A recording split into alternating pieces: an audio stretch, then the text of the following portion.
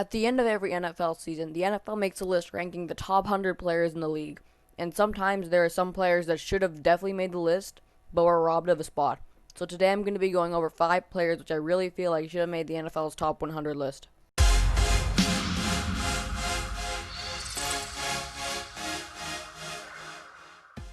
What's up, everybody? It's AC Analysis, and today I'm going to be going over 5 players which I feel like were really stolen from a top 100 list. And some of these players will be very obviously needing of a top 100 list, since the NFL was very off this year on some players.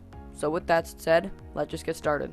And before we start the video, if you enjoy watching my videos and the content, please subscribe and like. You don't have to, but it would be pretty awesome. The first player on our list is actually going to be an offensive lineman, Mitchell Schwartz of the Kansas City Chiefs. Mitchell Schwartz was the backbone of the KC offense, which took them all the way to the Super Bowl and tore through the entire NFL. This season, Mitchell Schwartz played 100% of the snaps, played all 16 games, let up 0 sacks, and he didn't even make the top 110. That's just not fair at all. He had a really good season, and Patrick Mahomes would not be where he is if it was not for Mitchell Schwartz. And also with Damian Williams, their running back. They would not have any running game without Mitchell Schwartz. The wide receivers would not be able to do as good. You would not want a single different lineman right there instead of Mitchell Schwartz. So you're telling me that he doesn't even make the list at all? It's not fair at all. The next player on our list is a free safety from the Vikings, and that's Anthony Harris. 2019 Anthony Harris had 60 tackles, 6 interceptions, and a touchdown. He had very good stats and didn't even make the top 110.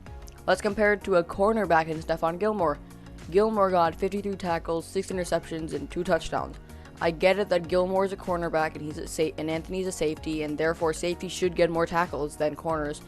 And I get it also that no one would throw in Gilmore's direction because Gilmore would just stop everybody, and he was a lockdown corner. But Anthony Harris didn't even make the top 110 when he was tied for the league lead in interceptions and even getting a pick 6. I just don't think it's fair that he only got placed at, not even on the list. So I feel like he definitely should have made the list, and I'm sure you guys also feel the same thing too. Okay, the next player on our list is a player that people were really mad about that didn't make the list, and that's Kenny Golladay. Kenny Golladay, a wide receiver for the Lions this season, got 65 receptions and 1,200 yards and 11 touchdowns. This man averaged 18 yards per reception. And let's compare it to the guy who was ranked at number 80, Cooper Kupp. 94 receptions, 1,100 yards, 10 touchdowns. I'm not saying anything against Cooper Kupp.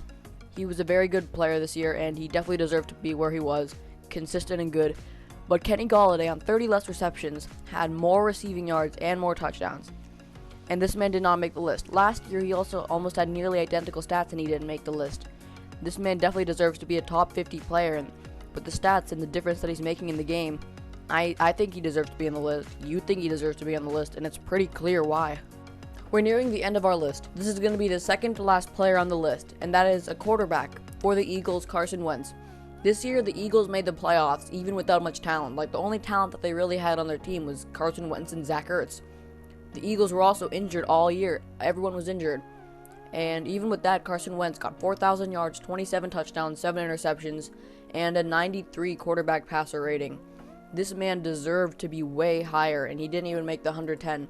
Let's compare it to a rookie quarterback who was ranked at number 87. Josh Allen got 3,000 yards, 20 touchdowns, 9 interceptions, and he was ranked at 87. Maybe it's because he's a rookie.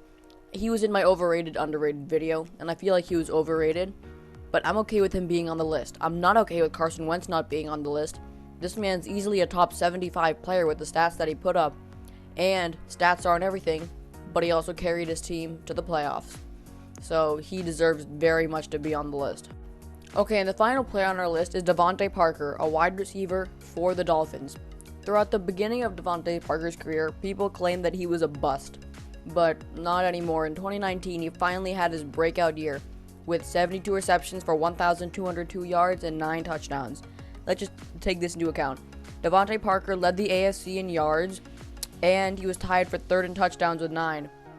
He was absolutely robbed of a top 100 spot, and he was a star wide receiver for the Dolphins. I don't see why he didn't make the list. He had great stats. It was up there. He was in the top 4 and 5 in the league in stats.